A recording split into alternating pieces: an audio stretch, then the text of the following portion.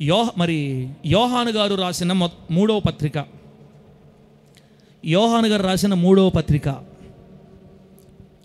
ఒకటే అధ్యాయం ఉంటుంది, దాంట్లో 2వ వచనం చదువుదాం ఇప్పుడు. యోహాను గారు రాసిన మూడవ పత్రిక 2వ వచనం. ఒకవేళ నేను మొదటి చదివితే, పెద్దనైన నేను సత్యమును బట్టి ప్రేమించు ప్రియుడైన గాయునకు శుభమని చెప్పి వ్రాయున్నది. ప్రియుడా, నీ ఆత్మ వర్ధిల్లుచున్న ప్రకారం నీవు అన్ని విషయములలోనూ వర్ధిల్లుచు సౌఖ్యముగా ఉండవలెనని ప్రార్థించుచున్నాను. చదివిన వాక్యాన్ని పరిశుద్ధాత్మదేవుడు మనకు అర్థమగినట్లు బోధిస్తున్నప్పుడు ఆయన కొరకు బ్రతకాలని ఆశించిన మనకందరినీ పరిశుద్ధాత్మదేవుడు దర్శించి జయమునిచ్చి, భక్తినిచ్చి, కృపనిచ్చి, స్థిరపరిచి మనందరినీ నీతిగల మార్గాలలో స్థిరపరచునుగాక. సందర్భం వివరిస్తే టైం లేదు, నేను పెట్టిన టైంలో అయిపోవాలా?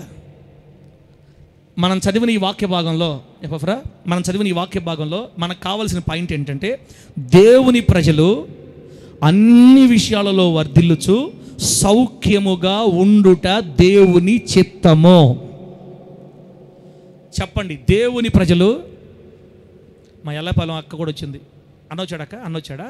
రైట్. కొత్త ఆత్మలమ్మా, నూతన ఆత్మలు. మంచిదన్నా, చాలా సంతోషం. నూతన ఆత్మలు కావాలి అన్ని జనులు రావాలని ప్రార్థన చేస్తే అదిగో 2 ఆత్మలు దేవుడు మనకి ఇచ్చాడు యేసునామంలో. ఇక స్టార్ట్ అవ్వద్ది పంట, ఇక కోస్తాం, ఇబ్బంది లేదు. కొత్త ఆత్మలు ఇచ్చాడు దేవుడు మనకి. ఆయన నామానికి మహిమ కలుగును గాక. ఎక్కడ ఆపాము? దేవుని ప్రజలు అన్ని విషయాల్లో వర్ధిల్లుచు. సరితమ్మా, ఎటుపోయింది సరితమ్మా? తల్లే చెప్పు. దేవుని ప్రజలు అన్ని విషయాల్లో వర్ధిల్లాలా, సతులు పడాలా? మాట్లాడితే టకటక చెప్తా ఆసియా. దేవుని ప్రజలు అన్ని విషయాల్లో వర్ధిల్లాలి. వర్ధిల్లడం మాత్రమే కాదు, సౌఖ్యముగా ఉండాలంట. ఇది దేవుని కోరిక. ప్రియుడా, నీవు ఆత్మలో వర్ధిల్లుచున్న ప్రకారం అన్ని విషయాల్లో వర్ధిల్లి సౌఖ్యముగా ఉండవలెనని నేను కోరుకుంటున్నాను, నేను ప్రార్థిస్తున్నానని చెప్తున్నాడు యోహాను గారు గాయితోటి. అంటే దేవుని బిడ్డలు అన్ని విషయాల్లో వర్ధిల్లాలి, దేవుని బిడ్డలు అన్ని విషయాల్లో సౌఖ్యంగా ఉండాలి. కొంతమందికి డౌట్ ఈ మధ్యకాలంలో ఏంటంటే, ఇశ్రాయేల్ పాస్టర్ ఈ మధ్యకాలంలో డబ్బు మీద పడిపోయింది. ఏ వాక్యమైనా చెప్పు, డబ్బుతో తీసుకుపోతారు మనల్ని. మీరు సౌఖ్యంగా ఉండాలి, మీరు వర్ధిల్లాలి, మీరు బాగుండాలి, మీరు సంపాదించుకోవాలి. రమాచలు ఆలోచిస్తుంది, ఇప్పుడు ఏంది తేడా కొడుతుంది బండి. మీరు అట్టుండాలి, మీరు ఎట్టుండాలి, మీరు పైకి లేవాలి. పాస్టర్ గారికి ఏమన్నా మైండ్ మారిపోయి డబ్బు పిచ్చి పెట్టేసిందా? ఈ మాటకు జవాబు చెప్పాలంటే ఒకటే మాట, దారిద్ర్యాన్ని అనుభవించిన వాడికి మాత్రమే తెస్తుంది ఆ నొప్పి. పేదరిక పంచుల్లోకి వెళ్ళొచ్చినోడికి మాత్రమే తెలుస్తుంది ఆ నొప్పి. చిన్నప్పటి నుంచి బాగా తిన్నవాడికి తెలియదు, కానీ పేదరికం యొక్క విలువ, మట్టిలో పుట్టి మట్టిలో పెరిగి తినటానికి కూడా తిండి లేక బట్టలు లేక పేదరికాన్ని శాపను అనుభవించిన వాడికే తెలుస్తుంది ఈ నొప్పి అనమాట. ఆ నొప్పి మీద వచ్చిన వాడికి ఈ బాధ ఇది అంత బాధ ఏం కలగజేయదు. అవును ప్రభు అనిపిస్తుంది. కాస్త స్మూత్గా వచ్చినవాడు మాత్రం ఓరకేంది బైబిల్ ఏం చెప్పింది? ఆయన ప్రజలు అన్ని విషయాల్లో వర్ధిల్లాలి. నేనేం చెప్పినా బైబిల్లో చెప్తున్నా, సౌఖ్యంగా ఉండాలి, వర్ధిల్లాలి. అది దేవుని కోరిక. మరి బిడ్డల మన జీవితాల్లో నిజంగా వర్ధిల్లేమా? ఇప్పటిదాకా ఈ 15 సంవత్సరాల సేవలో మన బిడ్డలు మొదటి నుంచి చూసుకుంటే ఇప్పటికి బాగానే ఉన్నారు, కానీ అయితే ఈ వచనంలో ఉన్న ఆశీర్వాదం మాత్రం మన జీవితాల్లో కృపాకర్ ఇంకా లేదు. అన్ని విషయాల్లో వర్ధిల్లాలి, ఆత్మలో వర్ధిల్లాలి, భక్తిలో వర్ధిల్లాలి, సామాజికంగా వర్ధిల్లాలి, మరి భౌతికంగా వర్ధిల్లాలి, అన్ని రంగాల్లో మనం వర్ధిల్లాలని దేవుని కోరిక. ఒక మంచి ఇల్లు లేకుండా బాధపడుతున్నాం అందరమే. ఇక్కడ కొంతమందికి ఇల్లు లేవు, సొంత స్థలాలు లేవు, సొంత ఇల్లు లేవు, బాడుగులోనే అయిపోయిన జీవితం అంతా. 3 జతల బట్టలు మార్చి కుట్టుకొని 4 చీరలు చుట్టుకొని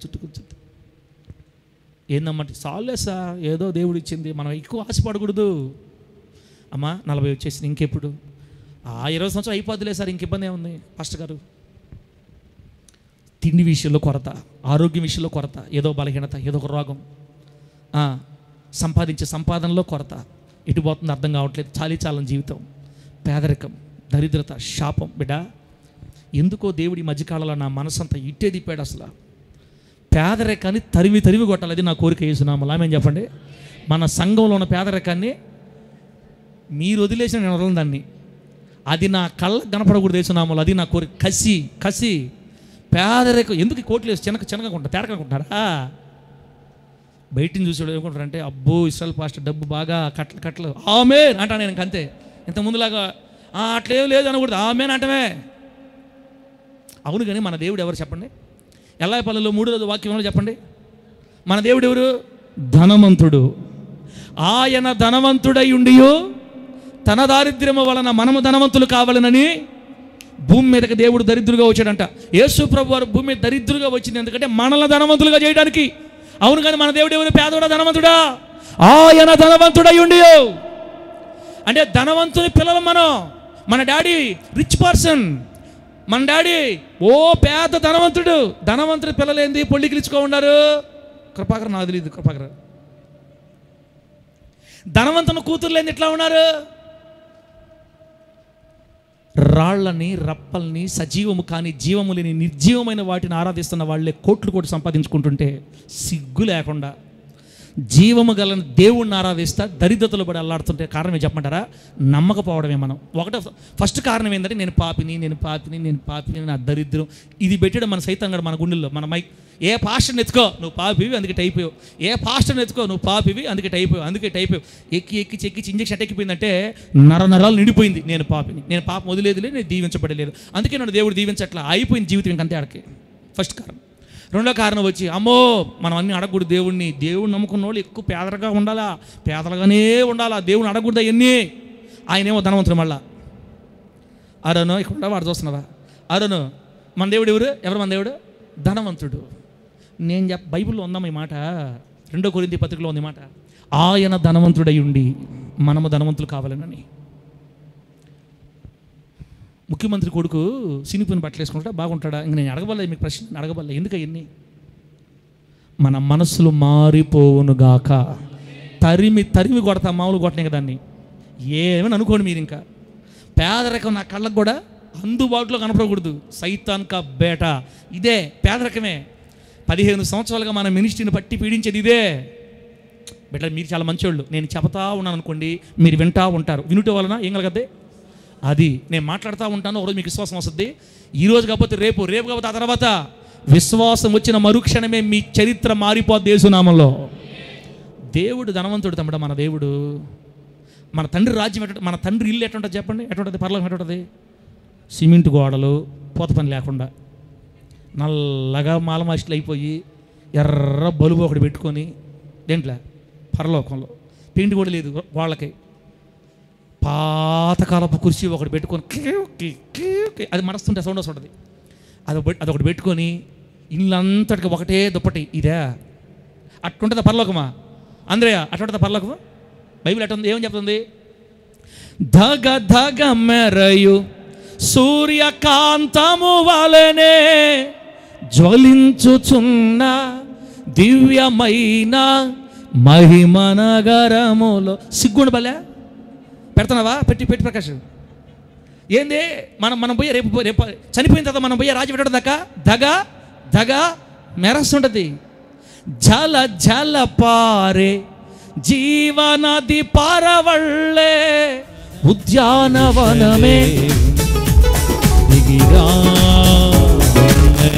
దప్పట్లో తరిమి కొడతా యేసునామములో పేదరికాన్ని. పరిశుద్ధుల స్వాస్థ్యముకై నూతన యెరూషలేము దిగిరానది, అలంకరింపబడిన పరిశుద్ధుల స్వాస్థ్యముకై. అప్పుడు అరగంట అయిపోయిందమ్మో. సుందర సియోను నగరం. ప్రకాశం అది కాదు, ముందుకు బాని. క్రీస్తునందు నీతి సూర్యునితో మ్యూజిక్ దగ్గర బాని, వచ్చిన దగ్గర బాని. నీతి కిరీటములు నీ ఆత్మను పంపు ప్రకాశం ఎరగ నాయన.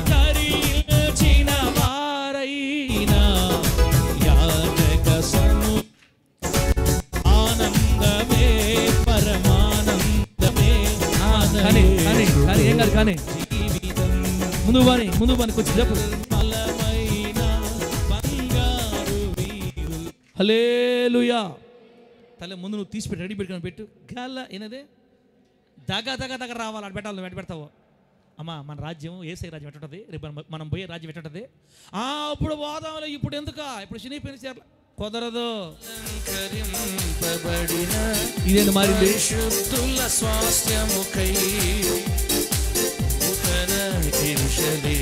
కుమారా దగ్గ అక్కడ చూడు. సౌండ్ తగ్గించు ప్రకాష్, సౌండ్ తగ్గి చిన్నగా పెట్టుకొని అప్పుడు చూసి చెక్ చేసుకో. హల్లెలూయా చెప్పండి అమ్మా గట్టిగా. చచ్చిపోయిన తర్వాత దగ్గర మెరిసే రాజ్యంలో ఉంటాము. ఆదాము గారు పుట్టినప్పుడు శ్రేష్టమైన ఉద్యానవనంలో కాపురం ఉండాడు. మరి ఈ భూమి మీద మిగిలే కొద్ది కాలం ఎందుకు ఉండాలమ్మా మనం అట్లా? లేదు బిడ్డ, మన మైండ్ మారాలంతే. మన దేవుడు ధనవంతుడు. నువ్వు నమ్మితే ఆయన నామంలో మన దరిద్రత అంతా కొట్టివేస్తాడు. యేసు నామంలో మనం అన్ని విషయాల్లో వర్ధిల్లాలని, అన్ని విషయాల్లో సమృద్ధిగా ఉండాలని, మనం సౌఖ్యముగా బ్రతకాలని కోరుకునే దేవుడు. గట్టిగా చెప్పండి హల్లెలూయా. బిడ్డలారా, ఆ అధ్యాయంలో ఆ వచనంలో వర్ధిల్లుట అనే పదాన్ని ఇంగ్లీష్లో మనం గమనిస్తే, కింగ్ జేమ్స్ వర్షన్ బైబిల్లో మనం గమనిస్తే, వర్ధిల్లుట అనే దగ్గర ఆల్ థింగ్స్ ప్రాస్పర్ అనే పదం వస్తుంది. అంటే అన్నిట్లో వర్ధిల్లాలని. రెండోది సౌఖ్యముగా ఉండడం అంటే అండ్ బీ ఇన్ హెల్త్ అన్నమాట. సౌఖ్యముగా ఉండడం అంటే ఆరోగ్యంగా ఉండడం అని అర్థం. దేవుడు మనల్ని అన్ని విషయాల్లో వర్ధిల్ల చేస్తాడంట. ఆరోగ్య విషయంలో కూడా మనం వర్ధిల్లాలి. అంటే వేలకు వేలు మనం హాస్పిటల్లో పెట్టుకోవడం ప్రభుకి ఇష్టం లేదు. నమ్మండి బిడ్డలారా దయచేసి. అన్ని విషయాల్లో వర్ధిల్లి సౌఖ్యముగా ఉండాలంటే అండ్ బీ ఇన్ హెల్త్ అని రాశారు ఇంగ్లీష్ బైబిల్లో. అంటే ఆరోగ్యంలో కూడా సౌఖ్యంగా ఉండాలని. ఇదే వర్ధిల్లుట అనే పదాన్ని హెబ్రీ భాషలో మనం చూస్తే, బిడ్డలారా హెబ్రీ భాష చూస్తే వర్ధిల్లుట అనే దగ్గర వాడిన పదానికి సమాధానం అని అర్థం, వర్ధిల్లుట అని అర్థం, మంచిగా ఉండడం అని అర్థం, సంపూర్ణత్వం పొందడం అని అర్థం, ఏది కూడా పోగొట్టుకోకుండా ఉండడం అని అర్థం, ఏది విరగకుండా ఉండడం అని అర్థం. నథింగ్ నీడెడ్ అంటే అవసరం అన్నది ఏది లేకుండా అన్నీ ఉండడం, కావాలి అనే స్థితి లేని జీవితం. ఇన్ని అర్థాలు వచ్చే పదాన్ని హెబ్రీ భాషలో వర్ధిల్లుట అనే దగ్గర వాడారంట. టోటల్గా సుత్తి లేకుండా ఒక్క మాటలో సూటిగా చెప్పాలనుకుంటే దీవెనక, ఆయన తన ప్రజలని అన్ని రంగాల్లో వర్ధిల్ల చెయ్యాలనే కోరిక కలిగి ఉన్నాడు. ప్రియుడా, నీవు ఆత్మలో వర్ధిల్లుచున్న ప్రకారం అన్ని విషయాల్లో వర్ధిల్లే సౌఖ్యముగా ఉండవాలని ప్రార్థిస్తున్నాను. దేవుని ప్రజలు అన్ని రంగాల్లో వర్ధిల్లాలి, అలాగే ఆరోగ్యంలో వర్ధిల్లాలి, క్షేమము సమాధానం నెమ్మది కలిగి ఏ కొరత లేకుండా. అక్క కోట్లు దగ్గర మనకి కోట్లు ఏమొద్దు. ఏదన్నా ప్రమాదం వచ్చినా, ఇబ్బంది వచ్చినా, చిన్న సమస్యలు వచ్చినా ఎవరి దగ్గర చేయి జాపకుండా నీకు నువ్వే బయటపడగలిగే సంతృప్తి సామర్థ్యం ఉండాలి మనకి. ఒక మంచి ఇల్లు బిడ్డలారా, పిల్లలకి మంచి భవిష్యత్తు, ఉద్యోగాలు, ఇంతే కదా ప్రభు ఆయన కోరుకునేది. అది కూడా లేకుండా యేసు ప్రభు బిడ్డలని చెప్పుకొని ధనవంతుడు కొడుకుల్లాగా బతకడం ఎంత అవమానం అది. తండ్రి ధనవంతుడు, మన తండ్రి ధనవంతుడు కదా. అసలు మీరు ప్రకటన గ్రంథం చదివితే ఆయన గురించి వివరిస్తా భలే రాస్తాడు. ఆయన కళ్ళు అగ్ని నేత్రాలంట. దేవుడికి స్తోత్రం కలుగును గాక.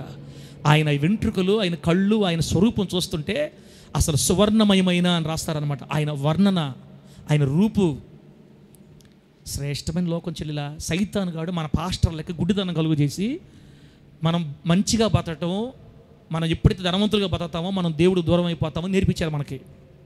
సైతాను గాడు మన మూల పితరుల పాస్టర్లకు ఇంజక్షన్ వేసాడు. దానికి వాడు ఏం వాక్యం వాడుకున్నాడు తెలుసా? ఏ వాక్యాన్ని వాడుకున్నాడంటే, ధనవంతులు దేవుని రాజ్యంలో చెప్పు, ధనవంతులు దేవుని రాజ్యంలో ప్రవేశించడం కంటే ఒంటె సూది బెజ్జంలో దూరటం సులభం. కాబట్టి ధనవంతులు అయ్యారంటే దేవుడు దూరం అయిపోతామని నేర్పించాడు మనకి. అప్పుడు మనం అనుకుంటాం డబ్బు ఉండకూడదేమోలే, మనం ఆస్వాదించబడ, అమ్మో ఇట్టే ఉండాలి, ఇదే పేదరికంలో ఉండాలి. పేదరికంలో ఉంటారంటే ఎవరు వస్తారు దేవుడి దగ్గరికి? ఎవరు రారు. కష్టాల్లో ఉండేవాడి దగ్గరికి వెళ్ళి ప్రభుని నమ్ముక నరకాన్ని పోతాం, నరకాన్ని పోతే మందిలో పో అంటాడు ఒకటే మాట. కాబట్టి బిడ్డ ఎన్ని ముందు చెప్పేశాను మీకు. ఈరోజు టాపిక్ ఏంటంటే, దేవుని ప్రజలు అన్ని రంగాల్లో వర్ధిల్లి ఏ కొరత లేకుండా, ఫలాంది నాకు అవసరం అనే స్థితి లేకుండా, ఏది పోగొట్టుకోకుండా సర్వ సమృద్ధి కలిగి సంతృప్తి కలిగి దేవుని మహిమపరుస్తూ బ్రతుకుట ఏ దేవుని చిత్తం. దేవుని స్తోత్రం కలుగును గాక. గట్టిగా చెప్పండి హల్లెలూయా. ముందు మీ మైండ్లో ఉన్న బూజు రాలిపోవును గాక. ఏం బూజుంది మన మైండ్లో? నేను ఇంతే, నేను పైకి లేయలేను, నా వల్ల కాదు, నా స్థితి కాదు, మేము ఇంతే, మేము సంపాదించినంత, మా బతుకు ఎంత, మా జీవితం ఎంత, మా కులం ఎంత, ఇవన్నీ తీసేతల్లా వదు చెల్లా. కులాలు మనుషులు పెట్టారు, మనకి దేవుడు పెట్టలా. అసలు భూలోకంలో కులం అనే పదమే లేదు. ఒక్క భారతదేశంలోనే కులం ఉండేది. అది కూడా మనుషులు వాళ్ళు పైకి పెద్దవారు అవడానికి మనల్ని తొక్కి మనకు రకరకాల పేర్లు పెట్టారు, అంతే. మనం అందరమే ఆదాము సంతానం, మనం దేవుని సంతానం. యేసయ్య మన దేవుడు. ఆయన మనని మనుషులు తక్కువ చూపు చూస్తారు కానీ దేవుడు తక్కువ చూపు చూడ్డు. ఆయన నిశ్చయముగా నిన్ను నిలబెట్టి, తక్కువ కులాలని ఎవరైతే మన ఎగతాళి చేస్తున్నారో వాళ్ళ కళ్ళ ముందు నిన్ను ఆశీర్వదించి నిలబెడతాడు యేసు నామములో. అన్ని రంగాలలో నీవు వర్ధిల్లుదువుగాక. ఎక్కడ పడిపోయి ఉన్నావు అక్కడ లేచుదువుగాక. నమ్మితే గట్టిగా ఆమె అని చెప్పు, లేకపోతే చెప్పబాకంతే. రెండే రెండు. గట్టిగా చెప్పాలి చెప్పే కాడికి. నా ప్రభు అయిన యేసయ్య ఓడిపోయిన చోట నిన్ను నిలబెట్టును గాక. నీ మనసు మార్పు నందును గాక. ఆరోగ్యములో సమృద్ధి కలిగి ఉందువు గాక. అన్ని రంగాలలో వర్ధిల్లుదువు గాక. బిడ్డలారా, ఇప్పుడు ఒకసారి మనం ఏం చూద్దామంటే అంశం పేరు చూడండి. ఫస్ట్ అంశం పేరు చూస్తే మీకు కొంచెం అవగాహన వస్తుంది. అంశం పేరు రాసుకోండి. దేవుడు మనకి ఈరోజు ఈ పూట వాక్యానికి ఆయన ఇచ్చిన అంశం ఏంటంటే, బిడ్డలారా చూడండి, అది రాసుకోండి. భక్తి పరులు సైతం కటిక పేదరికమును అనుభవించుటకు గల ప్రధాన కారణం ఏమిటి? ఇదేంది భలే ఉంది అంశం. భక్తి పరులు సైతం కటిక పేదరికాన్ని అనుభవించడానికి గల ప్రధాన కారణం ఏంటి? తమ్ముళ్ళారా, అక్కలారా, ఈ పదం రాసినందుకు నన్ను ఏం అనుకోబాకండి. ఇప్పుడు వివరించేటప్పుడు మీకు బాధ కలుగుతుంది. మన ప్రార్థనా మందిరంలో హోలీ జడ్జ్ టెంపుల్ సార్, ఒకసారి ఏమో వర్షిప్ సెంటర్ అంటాం, ఒకసారి ఏమో హీలింగ్ సెంటర్ అంటాం, ఒకటేమో ప్రార్థనా మందిరం అంటాం, ఒకసారి చర్చి అంటాం. నేను ఏది పెడితే అదే, మీరు ఏం మాట్లాడకుండా వెనక వస్తూ ఉండటమే. ఏది పెడితే అది. ప్రస్తుతానికి హోలీ జడ్జ్ టెంపుల్ అని పెట్టుకున్నాం, అక్కడ ఉండండి. ఇప్పుడు మన మందిరంలో ఉన్న వాళ్ళల్లో భక్తి పరులు ఎవరు అని అడిగారు అనుకోండి మిమ్మల్ని, మీరు కొన్ని పేర్లు చెప్తారు. మన సంఘంలో భక్తి పరులు ఎవరన్నా చెప్పండి అంటే కొంతమంది అక్కల పేర్లు, చెల్లెల పేర్లు, తమ్ముళ్ళ పేర్లు చెప్తారు మీరు. కానీ మన సంఘంలో కాస్తో కోస్తో భక్తి కలిగిన వాళ్ళకంటే కూడా వెనకబడిపోయి, భక్తి లేకుండా, ప్రార్థన లేకుండా, కాస్త బలహీనతలుండి అటు ఇటు కొట్టుకొచ్చే వాళ్ళ కంటే ఈ భక్తి పరులు పేదరికంలో ఉన్నారన్నది నిజమా కాదా? అర్థం కాల ప్రశ్న. ప్రస్తుతానికి మనం ఉదాహరణకి విల్సన్ తీసుకుందాం. విల్సన్ 4 గంటల ప్రార్థన పెట్టినప్పుడు ఎవరైనా ఆగారేమో కానీ విల్సన్ మాత్రం ఆగల. ఆగితే ముందే చెప్తాడు మనకి, పలానా రోజు ఆగిపోతాను సార్ అని. 4 గంటల కల్లా లైన్లోకి వస్తాడు అంతే. పాట పాడమంటే పాట పాడతాడు, ప్రార్థన చేస్తాడు. విల్సన్ వచ్చిన కాడి నుంచి విల్సన్లో మీకు ఏమైనా పొరపాటు కనపడ్డాయేమో కానీ నాకైతే ఏం కనపడలా. బిడ్డకి మంచి ఆసక్తి అనా. కృష్ణాపురం అంటే ఎక్కడది? కృష్ణపట్నమా, కృష్ణాపురం తల్ల? కృష్ణపట్నమా, కృష్ణాపురం గూడూరుకి 5 కిలోమీటర్లు. 5 కిలోమీటర్ కాడి నుంచి ఆటో వేసుకొస్తాడు, బైక్ వేసుకొని వస్తాడు. రైల్వే స్టేషన్కి వచ్చి రైల్వే స్టేషన్లో 6:30కో 6కు ట్రైన్ ఎక్కి 7:30కి 8కో దిగుతాడు. ఇక్కడ గూడూరు అవతల నుంచి ముందుగా వచ్చి మనందరికంటే ముందు చర్చిలోకి వస్తాడు. నాకైతే బిడ్డలో భక్తి కనపడింది. ఇట్లాంటి భక్తి పరుడిని నేను అంత ఎక్కువగా ఎక్కడ చూడడం, కొంచెం లిమిట్గా చూస్తుంటా. నా దృష్టిలో బిడ్డ భక్తి పరుడే. కానీ విల్సన్ కంటే చర్చికి టైంకి రాకుండా నిద్రపోతా చెప్పకూడదు కానీ అన్నీ ఉంటాయి, అవి ఉంటాయి, ఇవి ఉంటాయి. అమ్మ కావాలి, అవ్వ కావాలి, బొవ్వ కావాలి, అన్నీ ఉంటాయి. ఇట్లా కొంచెం దారి తప్పి తొలగిపోయిన వాళ్ళ దగ్గర ఉన్న డబ్బు ఇప్పుడు విల్సన్ దగ్గర లేదు. విల్సన్ పేదరికంలో ఉన్నాడు. మందిని క్రమంగా రాకుండా ఆ బిడ్డ ఏమో బాగా ఆస్వాదించబడి ఉన్నాడు. ఆ బిడ్డ బాగా కానుకలు ఇస్తాడు. విల్సన్ దగ్గర కానుకలు లేవు, సమృద్ధి లేదు, ఆశీర్వాదం లేదు. ఇస్తారక్క రా, బయటికి రా, బయటికి రా, ఏస్తున్నాము, బయటికి రా. నీకు విషయం అర్థమవుతుంది ఇస్తారక్క. ఇప్పుడు మా ఎస్తరక్క గురించి కూడా నేను చెప్తే అక్కలో నాకు భక్తి కనపడింది. నేను ఇంకా పొగిడితే బాగుండదులే. అట్లా చాలామంది ఉన్నారు ఇక్కడ. ఎస్తరక్క కంటే క్రమంగా మందిరం రాకుండా ఉండే బిడ్డల దగ్గరే ఆస్వాదించుకున్నారు. బాగా సంపాదించుకుంటున్నారు. 5,000 10,000 సంపాదించుకుంటున్నారు. నెలకు 50,000 సంపాదించుకుంటున్నారు. వాళ్ళే 3 పూటలు తింటున్నారు. మా ఎస్తరక్కేమో, పాస్టర్ సారు నువ్వు వండుకున్నావా? లేదక్క నేను కూడా వండుకోలేదు సార్. సరే కానీ ఆదివారం చేపలు పెడితే తెస్తాను సార్. ఈ వారం అంతా ఎండు, ఆదివారం చేపలు తీసుకురా. ఏంది భక్తి పరులు ఏమిటున్నారు? కొంచెం అటు ఇటు ఉండేవాళ్ళు బాగా సమృద్ధిగా ఉన్నారు. ఏంది? అందుకే అంశం పేరు పెట్టాను నేను. భక్తి పరులు సైతం ఎందరో, చాలామంది భక్తి పరులు వీళ్ళ అందరం చెప్పట్లేదు కానీ చాలా వరకు మన సంఘం గురించి మాట్లాడుతున్నాను. భక్తిపరులు సైతం కటిక పేదరికాన్ని అనుభవించడానికి గల కారణం ఏంటి?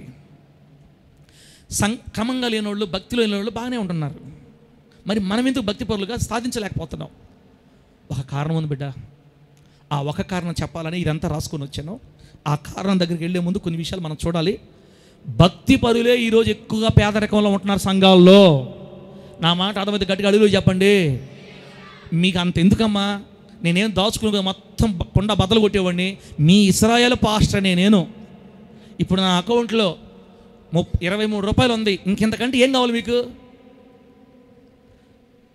నేను హవీలకు ఇద్దాం అనుకున్నా, వద్దులే మరి అంత ఘోరంగా బాగుండదని. ఇలా నేను 23 రూపాయలు ఉంది ఇప్పుడు. 15 సంవత్సరాల సేవ. ఏంది సంగతి? స్థలం లేదు, ఇల్లు లేదు. నాకంటే విశ్వాసులే బాగున్నారు. మన సంఘంలో వచ్చి బిడ్డలు కొంచెం బాగా కళగా ఉన్నారు. ఏంది? ఎక్కడ తేడా జరుగుతుంది? మీ మీద మీరు బాధపడతారు కాబట్టి నా మీద వేసుకున్నానులే. ఈ రోజున ప్రపంచంలో లేదా మన భారతదేశం లేదా మన ఆంధ్రప్రదేశ్లో లేదా మన సంఘాలలో భక్తిహీనుల కంటే భక్తిపరులే పేదరికంలో ఉన్నారు. అది బైబిల్కి విరుద్ధం. అది బైబిల్లో రాయబడిన దేవుని చిత్తం కాదది. బైబిల్లో దేవుని ఆశ్రయించిన ఏ బిడ్డని దేవుడు పేదవాళ్ళగా వదల్లా. మరి మన సంఘంలోని ఎందుకు ఇలా ఉన్నారు? ఈరోజు నెల్లూరు సంఘాల్లో కానీ ఆంధ్ర రాష్ట్రం అంతా భక్తిహీనులు అనకూడదులే, కాస్త అవిశ్వాసుల కంటే విశ్వాసులే ఎక్కువ పేదరికంలో ఉన్నారు. అమ్మ అక్కడ నేను చెప్పి నిజమే అబద్ధం అక్క? ఏదైనా చూస్తున్నారు? ఐఎమ్ నైక్యా బోల్తీతు తెలుగు. నేను తెలుగు మాట్లాడుతుంటే ఒకసారి అంతా గట్టిగా తెలుగు చెప్పండి అయ్యా. ఒప్పుకోరులే, కాస్త హట్ అయి ఉంటారు మైండ్. ఇప్పుడు హట్ అయినా ఎగిరి పెన్న దూకదాం అందరం కలిసి. ఇది నిజమే. ప్రతి ఆదివారం మందిరికి వచ్చేవాడు పేదోడుగా ఉంటున్నాడు. నెలకు 2 వారాలు వచ్చేవాడు బాగానే ఉంటున్నాడు. ప్రతిరోజు ఉదయం 4 గంటలు ప్రార్థన చేసే మనిషి ఏమో ఆడకే ఎంత కాళ్ళు దాపుకుంటే అంతే ఉండాలా అట్టే ఉంటున్నారు. ప్రార్థన లేదు, బగ్గి లేదు. 10 గంటలు లేచేవాడు మాత్రం బాగా సంపాదించుకుంటున్నాడు. ఏంటి కారణం? అన్ని వివరంగా చెప్తాను బిడ్డలారా. మిమ్మల్ని ఎవరిని ఎగతాళి చేయడానికి విమర్శించడం కాదు బిడ్డ. నేను చెప్పాను కదా మీ తండ్రిగా, నా దగ్గరే 23 రూపాయలు ఉన్నప్పుడు మీ దగ్గర ఎంత ఉంటుంది? ఇంకా మీ తండ్రిగా నేనే ఎటున్నప్పుడు అందరం అదే రూట్లో ఉంటాం అందరం. ఈ దెబ్బతో పగిలిపోతాయి ఎక్కడెక్కడ యేసునామాలు అంతే. ఈ వాక్యం పూర్తయిపోయేలా 2 వారాల్లో ఇక నుంచి మీరు రాకెట్ లాగా దూసుకుపోతారు యేసునామాలో. ఇప్పుడు చెప్పే వాక్యం గట్టి మైండ్లో తీసుకోవాలా. డౌట్ అనకూడదు ఇంక మీకు. ఇది నిజమా అనకూడదు, ఇంకా నమ్మాలంతే. పండి యెషయా గ్రంథం 51వ అధ్యాయం. యెషయా గ్రంథం 51వ అధ్యాయం. తల రెడీ చేసి పెట్టేతలే. యెషయా గ్రంథం 51. ప్రకాష్ రెడీయా? ఉండి చెప్తా. యెషయా గ్రంథం 51 2వ వచనం చూడండి. వాక్యమే మనకు ఆధారం అక్క. వాక్యం మనకు ఆధారం. మన వాక్యం నమ్మకపోతే కష్టం. యెషయా గ్రంథం 51వ అధ్యాయం. సాగరు చూస్తున్నావు లేదా? మీ తండ్రి అయిన అబ్రహాము సంగతి ఆలోచించండి. మిమ్మును కనిన శారాను గూర్చి ఆలోచించండి. అతడు ఒంటరి అయి ఉండగా, అతడు అంటే అబ్రహాము ఒంటరి అయి ఉండగా నేను అతనిని పిలిచి తిని, అతన్ని ఆశీర్వదించి తిని, అతనిని పెక్కు మంది యగునట్లు చేసి తిని. అక్క, హారానులో అబ్రహాము ఒంటరిగా ఉన్నప్పుడు ఒక్కడినిగా పిలిచాడు దేవుడు కానానుకి. నీవు లేచి నీ తండ్రి ఇంటి నుండి, నీ బంధువుల ఇంటి నుండి బయలుదేరి నేను నీకు చూపించే దేశానికి. బతుకుండే వాళ్ళకి గట్టి అల్లు చెప్పండి. అంటే రాసుకుంటున్నారా? అందువల్ల మీకు అర్థం కాల. ఇప్పుడు చెప్పండి, బతుకుండే వాళ్ళు అల్లు చెప్పండి గట్టిగా. అంటే తన అర్థమైంది, మిగతా వాళ్ళు లేరేనా? ఆ మాట మనం అనకూడదు. ఇంకా జీవంగా గట్టిగా అల్లు చెప్తాం. హల్లెలూయా. రాసుకో అక్క. మీ పంట పండిపోయింది వేసున్నాము ఇక్కడ నుంచి. అయితే మీకు ఆ వాక్యం అర్థం అవ్వాలా. వాక్యం అర్థమైతే చాలు. అబ్రహాము గారిని దేవుడు ఒంటరిగా ఉన్నప్పుడు పిలిచాడంటక. నిజమే, పిలిచాడు. కానాను దేశం తీసుకుని వచ్చాడు. ఆ తర్వాత చూడండి, నేను అతన్ని పిలిచినోని వదిలేలా.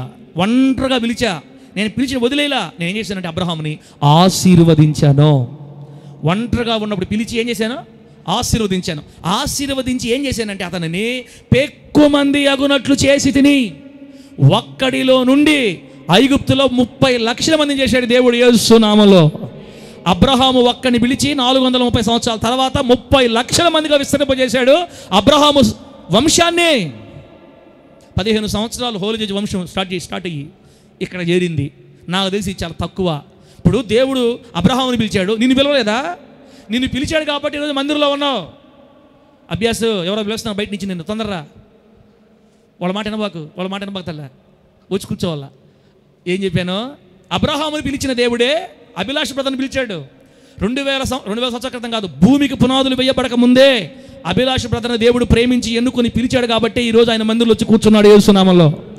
ఆయన మనలందరినీ పిలిచాడు కాబట్టి ఈరోజు మీరు మందిరంలో ఉన్నారు.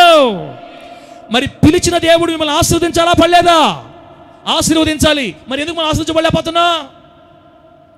అక్క కోట్లదు కానీ సమృద్ధి, సంతృప్తి, ఒకరి మీద ఆధారపడకుండా మన జీవితం మనం పోషించుకోగలిగే ఈ దరిద్రపు వాటిని ఏమంటారు, ఈ హల్లెలూయా సంచులు పడుకొని నిలబడతారు బండ్లు, ఏమంటారు వాటిని, స్టోరు బండ్ల దగ్గర ఉండే దరిద్రం వదిలిపోయి ఆ ఓడుల మీద ఈ ఓడుల మీద ఆధారపడే దరిద్రం పోయి మనమే మన దేశాన్ని పోషించగలిగే, మనమే దేశానికి తిరిగి కట్టగలిగే స్థాయిలోకి రావాలని బిడ్డలారా, అది కోరుకుండదా? ఆశ ఉండదా? ఎంతకాలం ఈ దరిద్రం మనకి? పిలిచిన దేవుడు ఆశీర్వదిస్తానని చెప్పాడు అబ్రాముని ఆశీర్వదించాడు యేసు నామములో. నిన్ను నన్ను పిలిచాడు, మరి మనం ఇంకా అనుభవించలేకపోతున్నాం ఆ స్థితి. ఆశీర్వదించడమే కాదు, పెక్కు మంది ఎగునట్టు చేశాడంట. ఒంటరి యగువాణిని 1000 మంది చేస్తానని చెప్పాడు దేవుడు. మనకు ఆమేన్ చెప్పండి గట్టిగా. వారిలో ఒంటరి యగువాడు ఏమవుతాడు? ఎంతమంది అవుతాడు? 1000 మంది. అవును, వారి అవమానం ప్రతిగా రెట్టింపు ఘనతనిస్తానని చెప్పాడు దేవుడు. వాక్యం ఎప్పుడు తప్పుగా దారనో, మనం నమ్మకపోవడం వల్లనే మనం ఇలా ఉండిపోయాం. ఈ రోజున కూడా నమ్మితే చాలు. ఈ సైతాన్ గడి పాయిజన్ ఇంజెక్షన్ అంట, ఈ పాయిజన్ ఉందే మైండ్లో, ఒక్కొక్క వారం కొడితే దెబ్బకి రాలాలు వేస్తున్నామని అంతే. పూర్తిగా పాయిజన్ పోయి విశ్వాసపు ఇంజెక్షన్ నిండిపోవాలి నరాలంతా. వినుట వలన ఏం కలుగుతుంది? వినిపిస్తా మీకు కొత్త వినిపిస్తాయి నుంచి మీ హల్లెలూయా. ఎట్టబోకుండా నేను చూడనా? ఇప్పుడు అబ్రహాం దేవుడు పిలిచాడక్క, ఒంటరిగా ఉన్నప్పుడు ఆశీర్వదించాడు, అతన్ని పెక్కు మందిగినట్టు చేశాడు. ఆశీర్వదించబడిన స్థితికి ఉదాహరణ అబ్రహాం గారి కంటే మనకు ఎవరు కనబడతారు చెప్పండి?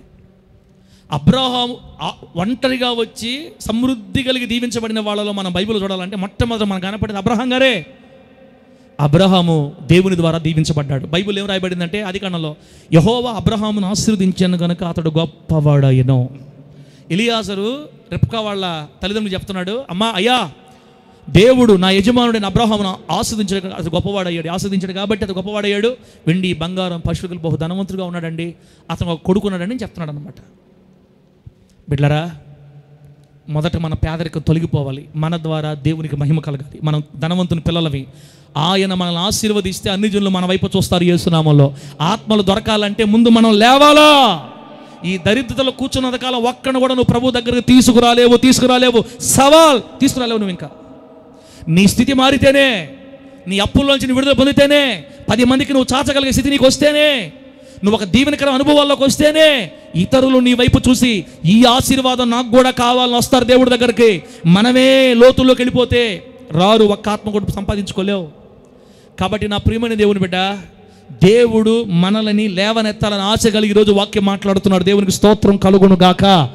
అంశం పెట్టిమా. అంశం ఏంది?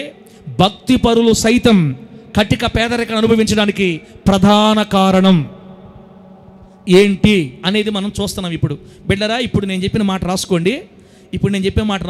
ఏంటంటే ఇంగ్లీష్లో ఉంటుంది ఆ మాట, property does not answer to prayer.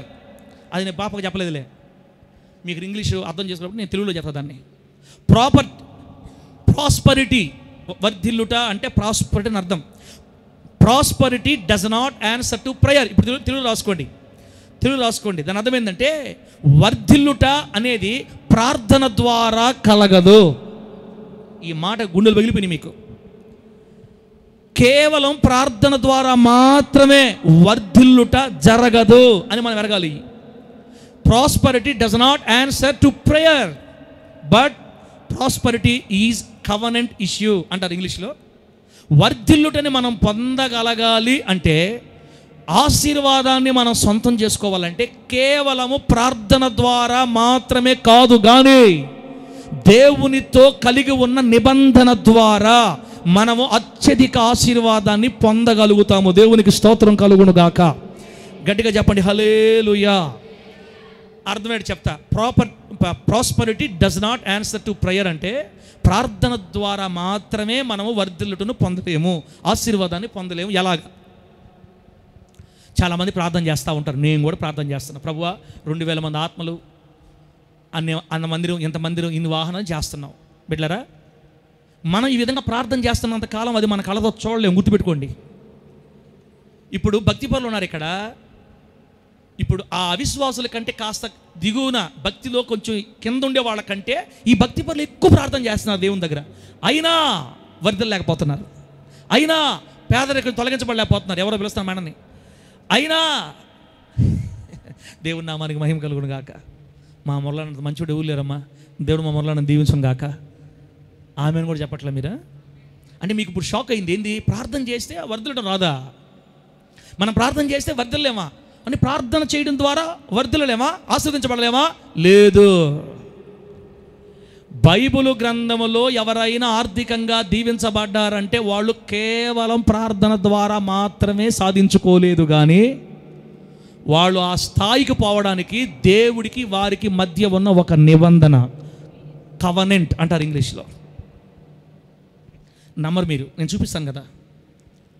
ఇంకా అర్థమే చెప్పాలంటే మా దీవెనక్క లేదా మా జానపాలన్న లేదా మా విలసనం ఒక ప్రయోజకుడై ఒక ఉన్నతమైన అభివృద్ధికి ఎదిగి ఏ కొరత అన్నది లేకుండా తన బిడ్డల జీవితాల్లో కానీ తన జీవితంలో కొరతలు లేకుండా ఒక మంచి సమృద్ధి కలిగి సంతృప్తి కలిగి ఒక ధనవంతునిగా తన కుటుంబం దీవించబడాలంటే, విలసిన ఆ స్థితికి ఎదగాలంటే ప్రార్థన పరుడుగా మాత్రమే ఉంటే చాలదు. ప్రార్థన తక్కువ అని చెప్పడం నా ఉద్దేశం కాదు బిడ్డలారా. ప్రార్థన శక్తివంతమైంది, ప్రార్థన గొప్ప కార్యాలు చేస్తుంది, ప్రార్థన దేవునికి మనకి సన్నిహితం కలుగు చేస్తుంది, ప్రార్థన దేవునికి మనకి వారధి లాంటిది. ప్రార్థన ద్వారానే మనం ఏసైతో మాట్లాడగలుగుతాం, ఆయన మనతో మాట్లాడగలుగుతాడు. ప్రార్థన బహుశక్తివంతమైంది, కానీ మనల్ని ఆస్తిపరులుగా ప్రార్థన ఒక్కటే మార్చలేదు. ప్రార్థనతో పాటు నిబంధన ఉండాలి దేవునికి మనకి. Prosperity does not answer to prayer. అనేక మంది గొప్ప గొప్ప ప్రార్థనా పరులు నేటికి కూడా పేదరికంలో కొరతలతో జీవిస్తూ ఉన్నారు. సంఘంలో ఉండే కొంతమంది బలహీనులు ప్రార్థనా పరులు ఉండకుండా ఉండేవాళ్ళు బాగానే జీవిస్తున్నారు, ఆశీర్వాదకరంగా ఉన్నారు, కానీ అన్ని రంగాల్లో బాగున్నారు. కానీ ప్రార్థనా పరులే అన్ని రంగాల్లో వెనకబడిపోయి ఉన్నారు. దానికి కారణం ఏంటంటే వాళ్ళకి తెలియదు.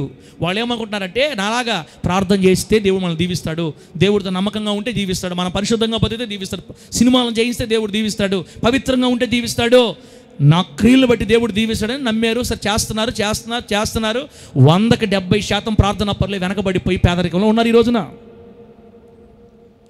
అప్పుడప్పుడు చర్చికి వచ్చి హాయి చెప్పిపోయేవాళ్ళు బాగానే ఉంటున్నారు.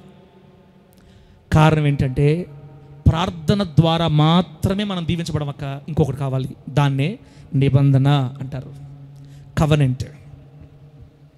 బిడ్డలారా, వర్ధిల్లుటని మనం పొందగలిగేది నిబంధన ద్వారా మాత్రమే.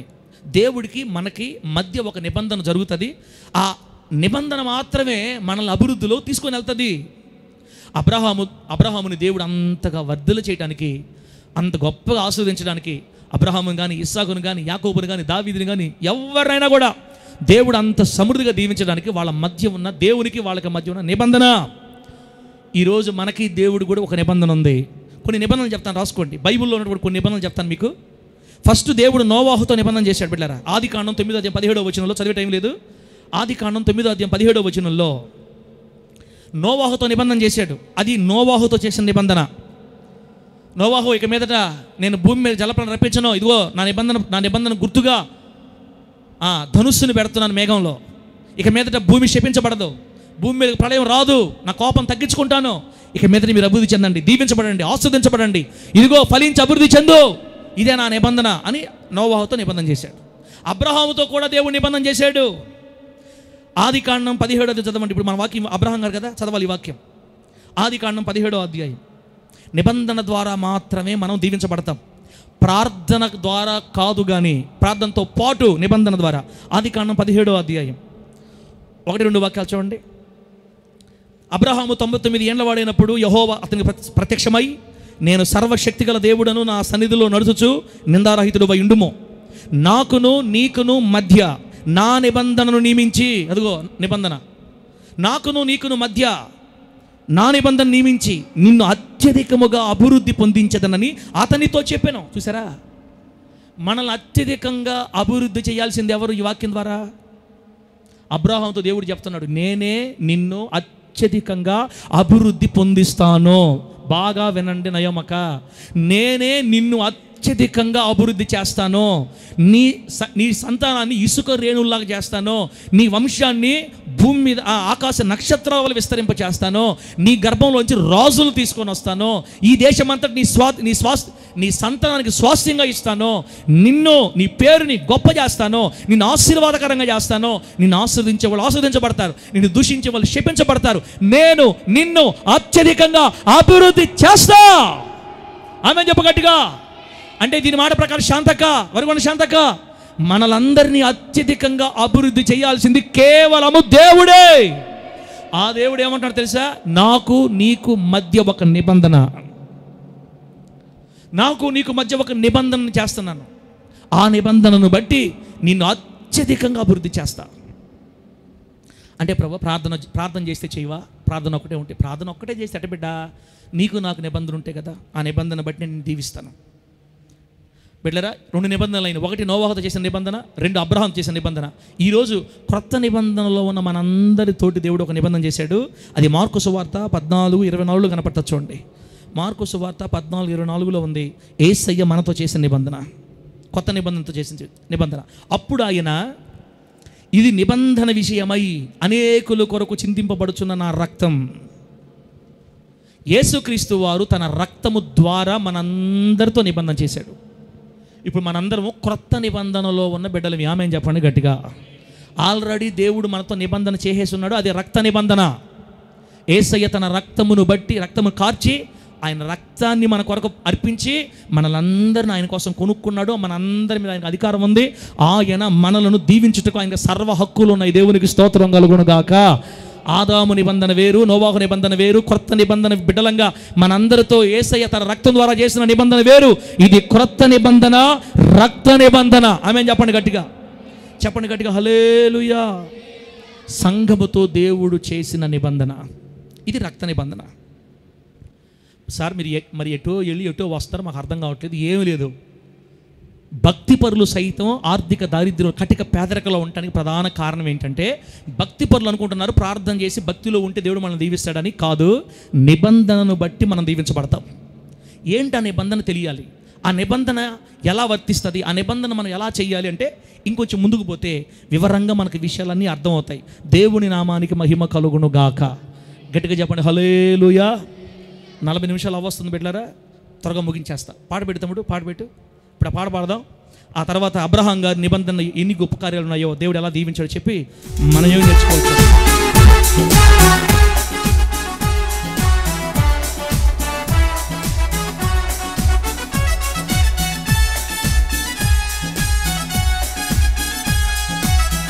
హల్లెలూయా. సౌండ్ తగ్గించుకుంటాను. సూర్యకాంతము వలెనే జ్వలించుచున్న దివ్యమైన మహిమ నగరములో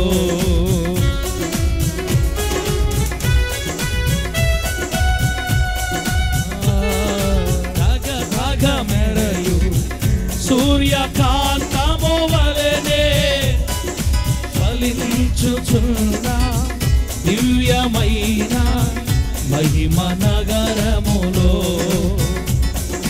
జీవ కిరీటములో ధరించిన వారై ఆనందగానముతో సంచరించెదరు. పాటలు పాడుతా తిరుగుతాం అక్కడ, పాటలు పాడుతా. ఎవరో కాదమ్మా మనమే, వారెవరో కాదు మనమే.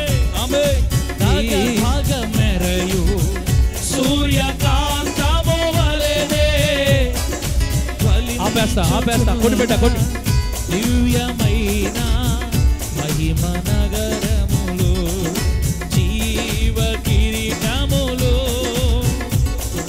ధరించిన వారై ఆనందగానముతో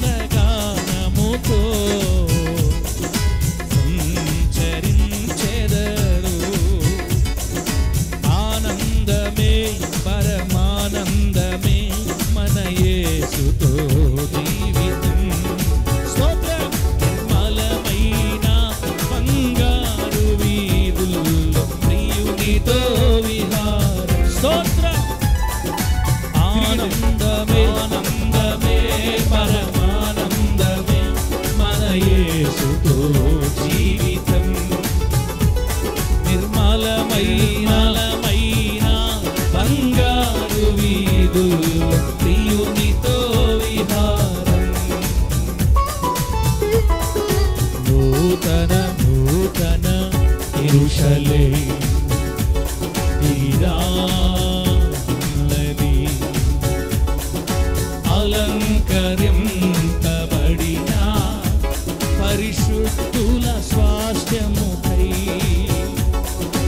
అలంకరింపబడిన పరిశుద్ధుల స్వాస్థ్యముకై. హల్లెలూయా. దేవుని బిడ్డలారా, ఇంతవరకు మీకేం అర్థం కాలేదని నాకు అర్థమైంది, ఇప్పుడు అర్థమవుద్ది. నిజమేనా? ఒక్కడ మాత్రం బాధాకర విషయం అక్క, భక్తి పరులు సైతం ఎందరో కటిక పేదరికంలో ఉన్నారు నాతో పాటు. దానికి కారణం ప్రార్థన మాత్రమే కాదు, ప్రార్థనతో పాటు నిబంధన కావాలి. ఆ నిబంధన ఇప్పుడు మీకు బాగా అర్థమవుద్ది. 12వ అధ్యాయం తిండి అబ్రహాం గారి దగ్గరికి వెళ్దాం. ఇప్పుడు మనం 17వ అధ్యాయం ఆదికాండంలో ఏం చదివామంటే, అబ్రహాంతో దేవుడు మాట్లాడుతున్నాడు, నేను నిన్ను అత్యధికంగా అభివృద్ధి చేస్తానని చెప్పాడు. నా నిబంధనలోకి వచ్చిన నిన్ను నేను బిడ్డ అత్యధికంగా అభివృద్ధి చేస్తాను, నా నిబంధన నీతో నియమించి అని. బిడ్డరా, అబ్రహాముకి దేవుడికి మధ్య నిబంధన ఏంటి తెలుసా? 12వ అధ్యాయం దగ్గర పండి, 12వ అధ్యాయం చూడండి. అది ఆయన నిబంధన. దేవుడు ఏమంటాడు అబ్రహాం గారితో? అబ్రహమా, నేను నిన్ను ఆశీర్వదిస్తా, అత్యధికంగా అభివృద్ధి చేస్తా. ఇది నేను నీకు చేసే ఒప్పందం. మరి నువ్వు నాతో ఏం చేయాలి తెలుసా? ఒప్పందం నువ్వు నాతో ఏం చేయాలి తెలుసా? 1వ వచనం చూడండి. 1వ వచనం ఆదికాండం 12వ అధ్యాయం 1వ వచనం. నీవు లేచి నీ దేశం నుండి, నీ బంధువుల యొద్ద నుండి, నీ తండ్రి ఇంటి నుండి బయలుదేరి నేను నీకు చూపించే దేశానికి వెళ్ళు. ఇది నిబంధన. దేవుడు అబ్రహాముతో చేసిన నిబంధనేమో నేను నిన్ను అత్యధికంగా దీవిస్తానని. అబ్రహాము దేవుడితో చేయవలసిన నిబంధనేమో, అయ్యా నువ్వు వదిలిపెట్టమన్నవన్నీ వదిలేసి నువ్వు చూపించిందాక వచ్చేస్తా, అంతే, నేను చేయాల్సింది అంతే. మొత్తం వదిలేసి వచ్చేయమన్నావు, తల్లిదండ్రుల్ని, బంధుమిత్రులు, సొంతూరుని మొత్తం వదిలిపెట్టి వచ్చేయమన్నావు. నీకంటే నాకు ఎక్కువేమి లేదు. నేను నువ్వు చెప్పినట్టు వదిలిపెట్టి మొత్తం ఎక్కడికి పోతున్నాడో తెలియకుండా బయలుదేరి వచ్చేసాడంట అబ్రహాం గారు. తల్లికి అర్థం. దేవుడు అబ్రహాం గారు చేసుకున్న నిబంధన ఏంటంటే, దేవుడేమో నేను నిన్ను అత్యధికంగా దీవిస్తానన్నాడు. దానికి అబ్రహాం గారు చేయాల్సింది ఏంటంటే, దేవుడికి చేయాల్సిన ఒప్పందం మొత్తాన్ని వదిలిపెట్టి, ఊరు తల్లిదండ్రులు మొత్తం వదిలిపెట్టి వచ్చేయాలి. ఇది నువ్వు చేస్తే ఇది నేను చేస్తా అని చెప్పాడు ఆయన. బిడ్డలారా, అబ్రహాము బలిపీఠం గట్టి ప్రార్థన చేసినందుకు అబ్రహాం దేవుడు దీవించలేదు. కానీ అబ్రహామును దేవుడు ఎందుకు దీవించాడంటే, ఆయన అడిగిన ఒప్పందం నువ్వు వదిలిపెట్టి రావాలి అన్న దాన్ని వదిలిపెట్టి వచ్చాడు. కాబట్టి ఆయన నిబంధనలో కరెక్ట్గా నిలబడినందుకు, దేవుని మీద నమ్మకం ఉంచి, ఎక్కడికి పోతున్నాడో తెలియకపోయినా పునాదులు గల పట్టణం కోసం ఎదురు చూపులు చూసి విశ్వాసం కలిగి ఆయన పిలిచాడు, తీసుకెళ్తాడు, నన్ను పోషిస్తాడని నమ్మి మొత్తం వదిలి వచ్చేసాడు. కాబట్టి అబ్రహాం గారి నిబంధన కాపాడుకున్నాడు. కాబట్టి ఇప్పుడు దేవుడి నిబంధన కాపాడుకున్నాడు. ఆ కింద 2వ వచనం చూడండి బిడ్డలారా. ఎప్పుడైతే బయలుదేరి అబ్రహాం గారు బయటకు వచ్చారో, నిన్ను గొప్ప జనముగా చేస్తానన్నాడు, చేసి తీరాడు యేసునామంలో. 2వది, నిన్ను ఆశీర్వదిస్తానన్నాడు, అబ్రహామును ఆశీర్వదించాడు. 3వది, నీ పేరును గొప్ప చేస్తానన్నాడు, గొప్ప చేసి తీరాడు. 4వది, నువ్వు ఆశీర్వాదంగా ఉంటావన్నాడు, ఆశీర్వాదంగా ఉన్నాడు. 5వది, నిన్ను ఆశీర్వదించు వారిని ఆశీర్వదిస్తానన్నాడు, ఆశీర్వదించాడు. నిన్ను దూషించు వారిని శపిస్తానన్నాడు, శపించాడు. భూమి యొక్క సమస్త వంశములు అబ్రహాము యందు, అనగా అబ్రహాము నుంచి వచ్చిన యేసుక్రీస్తు నందు ఆశీర్వదించబడి ఉన్నాయి. నేటికి ఆమేన్ చెప్పండి, గట్టిగా గట్టి చెప్పండి, హల్లెలూయా. అబ్రహాము దేవుడు అడిగింది నెరవేర్చాడు. దేవుడు అబ్రహాముకి మాట ఇచ్చింది ఏది తప్పకుండా, అడిగిన వాటికంటే, ఊహించిన వాటికంటే అబ్రహాము ఊహలకు అందనంతగా దేవుడు అబ్రహామును గొప్పగా ఆశీర్వదించి నేటికి అబ్రహాము పేరు వినబడతానే ఉంది. దేవుని నామానికి మహిమ కలుగునుగాక. గట్టిగా చెప్పండి, హల్లెలూయా. నిబంధనను బట్టే మనం ఆశీర్వదించబడతాము, కానీ ప్రార్థన ద్వారా మాత్రమే కాదు. నీకు ధనవంతుడు అవ్వాలని ఆశ ఉంటే తమ్ముడా, ఇప్పుడు మన నిబంధన ఏంటి? తిండి. వచ్చే ఆదివారం దాకా వద్దు, ఇప్పుడే చెప్పేస్తా. మన నిబంధన ఏంటి తిండి బిడ్డరా, మన నిబంధన ఏంటి తిండి. మన నిబంధన ఏంటో చెప్పే ముందు రెండు మూడు మాటలు చెప్పాలమ్మా. 2 మాటలు చెప్పాలి. కీర్తనలు 89 త్వరగది, 89వ కీర్తన 34 చూడు త్వరగా. మన నిబంధన ఏంటో చూసే ముందు 89వ కీర్తన 34వ వచనం. 89వ కీర్తన 34వ వచనం. నా నిబంధనను నేను రద్దుపరచను, నా పెదవుల గుండా బయలు వెళ్ళిన మాట మార్చను. ఈరోజు ఆయనకి మనకి నిబంధన అని చెప్తున్నాడు. ఇప్పుడు మనం ఏం చేయాలో ఆయన ఏం చేస్తాడో మనకు చెప్తాడు. ఇప్పుడు మనం ఏం చేయాలో ఆయన ఏం చేస్తాడో చెప్తాడు. నిబంధన, ప్రార్థన కాదు. ఇక్కడ 4 గంటలు వేసే స్తోత్రం కుదరదు, అందరూ చేస్తారులే, నువ్వే కాదు. కానీ పాస్టర్ అమ్మ మీరు మరి ఫీల్ అయిపోతుంటారు, పాస్టర్ పార్టీ వాళ్ళంతా. మేము 3 గంటలు వేస్తున్న ప్రార్థన, అల్లో స్తోత్రం, అందరికంటే నువ్వే ఘోరం కూడా కింద. ప్రార్థన కాదు, మా ప్రార్థన కూడా ఉండాలి. ప్రార్థన కంటే ముఖ్యంగా నిబంధన కావాలి. దేవుడు నీకు ఒక మాట చెప్తాడు, ఇది చేయమని. ఆయన ఏం చేస్తాడో చెప్తాడు. అబ్రహాం గారు దేవుడు చెప్పింది చేశాడు, దీవించబడ్డాడు యేసు నామంలో. మనకు ఆయన ఏం చెప్పాడో మనం చేయాలి. నిబంధనను బట్టి ఆశీర్వాదం ఆధారపడి ఉంది. దేవుడు తన నిబంధనని మేరడు. చూడండి అక్కడ ఏమంటుంది, అక్కడ నా నిబంధనని నేను రద్దుపరచను, నా పెదవుల గుండా బయలు వెళ్ళిన మాటని నేను ఎప్పటికీ మార్చను. మారిస్తే మీరు మారుస్తారు, నేను మాత్రం నా మాటని మార్చను. హలో 40 నిమిషాలు ఆపేస్తాను. 46 నిమిషాలు అయింది పాస్టరా, ఇంకొక 4 నిమిషాలు ఉందిలే కానివ్వండి. టైం ఫాలో అయిపోతాం. వచ్చే వారం దాకా ఎందుకు నీ బాధ అంతా. కాబట్టి దేవుడు ఆయన ఈరోజు మనతో చేసిన నిబంధన ఎప్పటికీ రద్దుపరచడు, మాట మార్చడు. నిలబడదాం యేసు నామములో. 105వ కీర్తన తిండి. నిబంధన చేసే ముందు చెప్తున్నాడు దేవుడు. 105వ కీర్తన అది 8-9 చూడమ్మా. 105వ కీర్తన 8-9 వచనాలు. తాను సెలవిచ్చిన మాట 1000 తరముల వరకు, అబ్రహాముతో తాను చేసిన నిబంధన, ఇస్సాకు తాను చేసిన ప్రమాణం నిత్యము ఆయన జ్ఞాపకము చేసుకొనును. చెడిలా హిందీ అన్నట్టు అంటున్నారు కొంతమంది. ఏమి కాదు, నిన్ను పైకి లేపడానికి దేవుడు ఒక ఆప్షన్ మనందరికి నాకు కూడా. ప్రభు అంటున్నాడు, నేను ఒక్క మాట మీకు ఇస్తే, నేను నిబంధన మీతో చేస్తే, నా నిబంధనని 1000 తరముల దాకా జ్ఞాపకం పెట్టుకుంటా. ఆమె చెప్పండి గట్టిగా. నేను నా నిబంధన మీరేవాడిని కాదు, నా మాట మర్చిపోయేవాడిని కాదని చెప్తాను. మరలా తాను సెలవిచ్చిన మాట 1000 తరముల దాకా జ్ఞాపకం చేసుకుంటాడు దేవుడు. అబ్రహాముతో చేసిన నిబంధనని, ఇస్సాకు చేసిన నిబంధనని నిత్యము జ్ఞాపకం చేసుకుంటాడంట. ఆ నిబంధన ఏంటో ఇప్పుడు మీకు చెప్పబోతున్నాడు దేవుడు. ఆర్థికంగా మనం లేవనెత్తబడాలంటే, మంచి ఇల్లు కట్టుకొని సుఖక్షేమాలు కలిగి ఉండాలంటే ఇల్లు కట్టుకుంటారు కానీ ఇళ్లలో నివాసం చేయరు కొంతమంది. అదేం దరిద్రమో. మంచి ఇల్లు కట్టుకొని బాడుకిచ్చి మళ్ళీ పోయి రేకులు ఉంటారు ఇల్లు. ఇదేంది ఇది కట్టుకుని దేనికి నువ్వు? బాడుగు వసతులేనా? బాడుగు వచ్చేట మళ్ళీ ఇంకో ఇల్లు కట్టు. అప్పుడు బాడుకి మంచి ఇల్లు. 40 సంవత్సరాలు అయిపోయింది, వయసు అంతా పోయింది, ఇంకా ఎందుకు అక్కడ ఇంట్లో పో. మాకు అది కావాలా?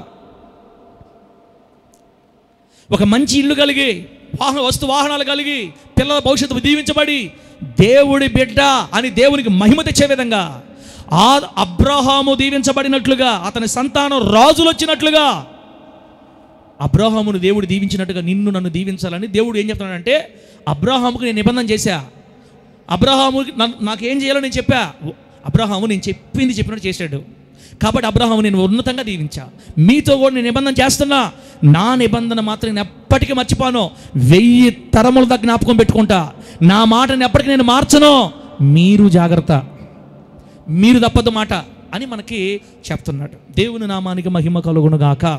ఎప్పుడైతే ఆయన చేసిన మాటను మనం మీరమో, మనం ఆయనకి ఇచ్చిన మాట తప్పకుండా ఉంటామో, అప్పుడేమవుద్దంటే 112వ కీర్తన, 112వ కీర్తన,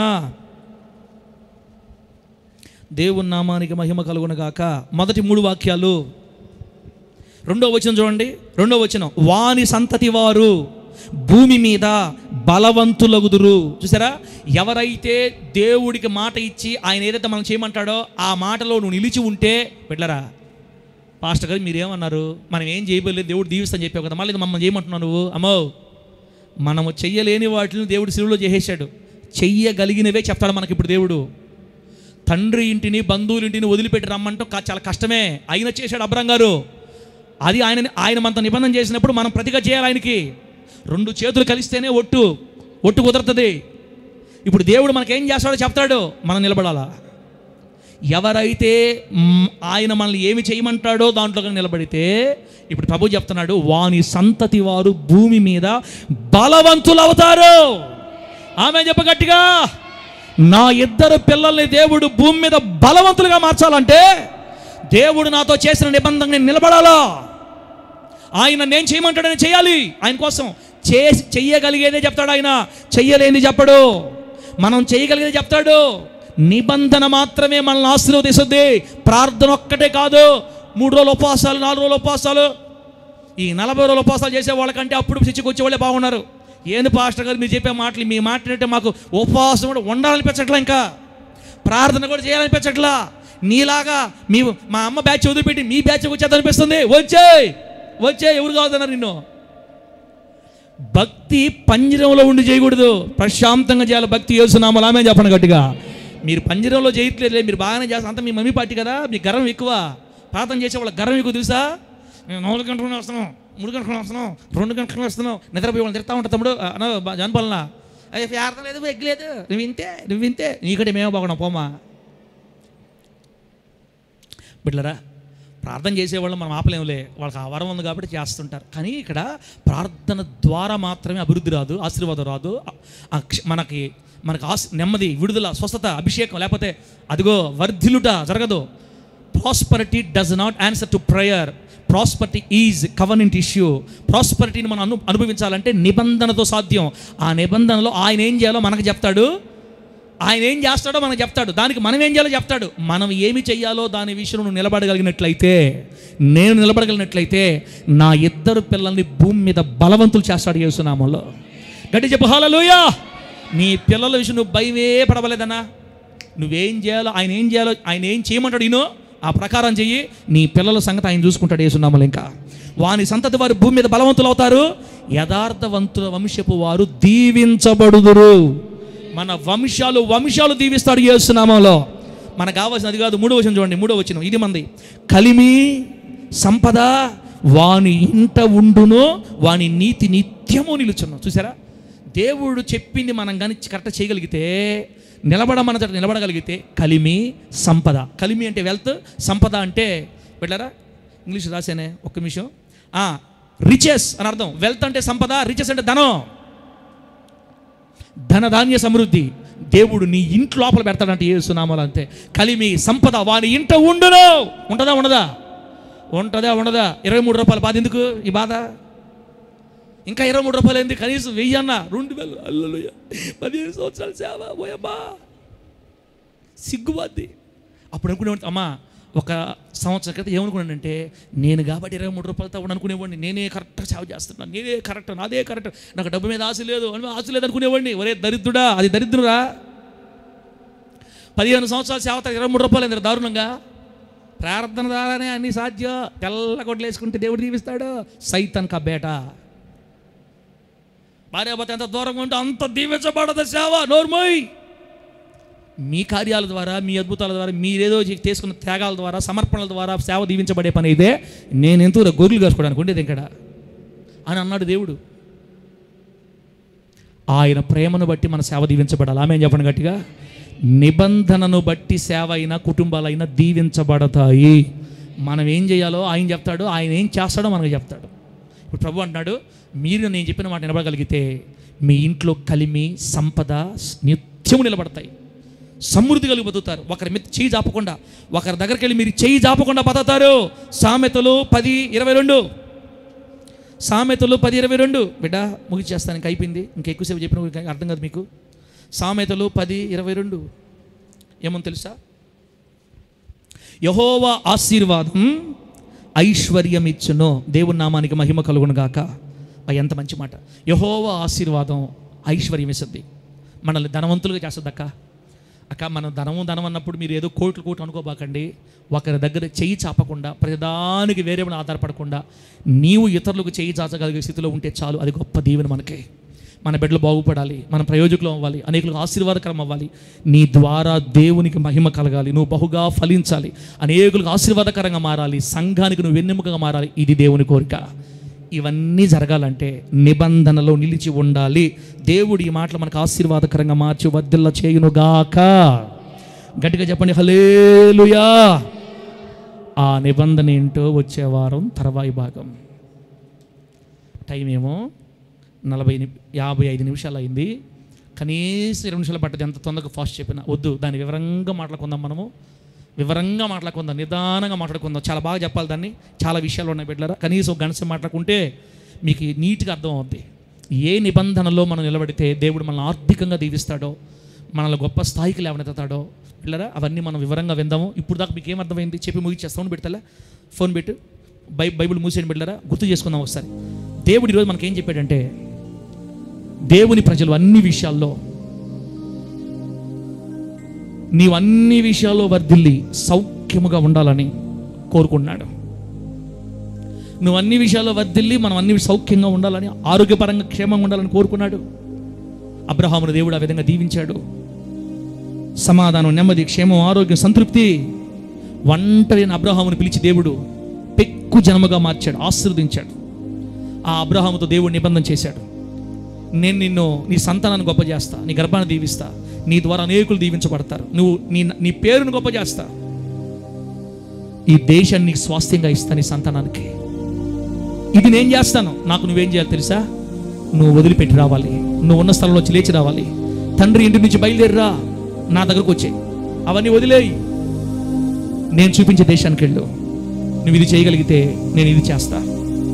ఆ నిబంధనను అబ్రహాముతో దేవుడు చేసి, ఆయన 1000 తరముల వరకు మాట మర్చిపోడు, నిబంధన మర్చిపోయేవాడు కాదు, ఆయన మాట తప్పేవాడు కాదు. దేవుడు తన నిబంధన రద్దుపరచడు. ఆయన నిబంధన ద్వారా గొప్ప ఐశ్వర్యం, ఆయన మాట గొప్ప సంతృప్తి, సమృద్ధి కలుగు చేస్తుంది బిడ్డలారా. ఈ రోజుకి అబ్రహాం గారి పిల్లలు ఎంత సమృద్ధిలో ఉన్నారో మనం చూస్తున్నాం. బిడ్డా, కళ్ళు మూసుకొని మాటలు వింటా ఉండు, వీలైతే ప్రార్థన చేద్దాం. అబ్రహాము గారి పిల్లలు ఈరోజు పేదరికంలో లేరు, గుర్తుపెట్టుకోండి. ఇజ్రాయేల్ దేశం వెళితే ఏ ఇల్లు కూడా పేదరికంలో ఉండదు ఈ రోజున.